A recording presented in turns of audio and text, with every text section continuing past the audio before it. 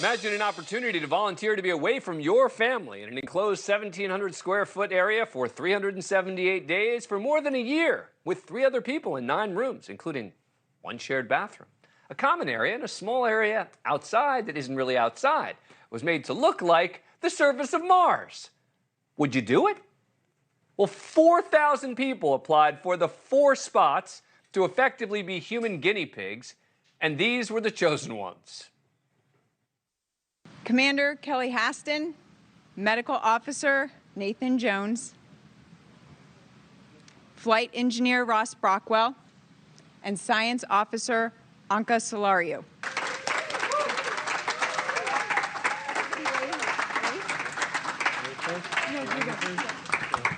Those are the 4 volunteers of NASA's Crew Health and Performance Exploration Analog, aka CHAPEA experiment, a simulated mission to Mars housed inside the Johnson Space Center in Houston.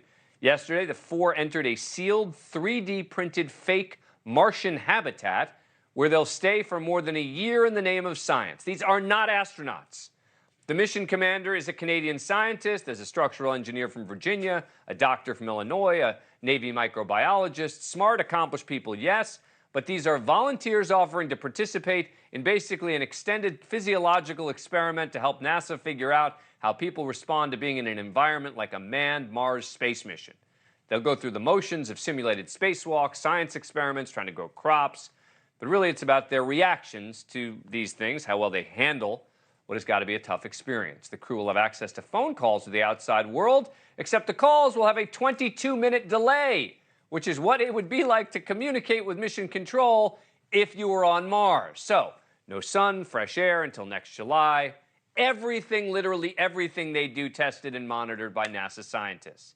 These types of missions are not new, but this is certainly one of the longest. Joining me now, space journalist Robert Pearlman, founder and editor of Collect Space. He's been following the progress of the project since it was first announced 2 years ago. Robert, thanks very much for coming on the show. Appreciate it. So how do these types of experiments typically go? So normally they're shorter. Normally they're 45 days in length or a little bit longer. They're simulated missions to an asteroid, for example. There have been longer ones. There have been a 560-day mission that Russia ran to simulate a full trip to Mars, not just the time on the surface, but the time to get there and back. This is the first time NASA is doing one this long. Wow. All right, I want to keep showing not the 4. I want to show the house that they're going to be living in there. You know, what are they looking for in terms of the psychological effects? I mean, I'd assume that, you know, it's going to be really hard to be in there, right, and be living this way for over a year.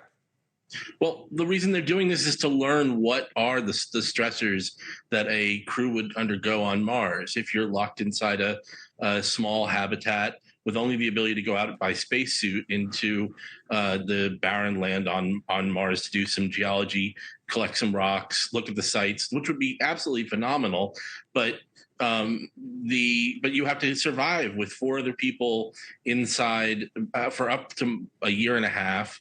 You have to find out what triggers them. Is it that you're eating the same thing every day? And you're limited to space food, not fresh food. Sharing a bathroom, as you mentioned.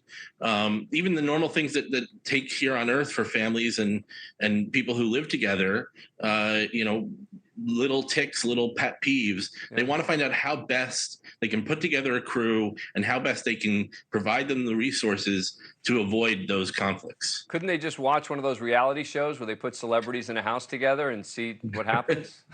Well, it's funny, you know, there is a show right now about putting celebrities on Mars.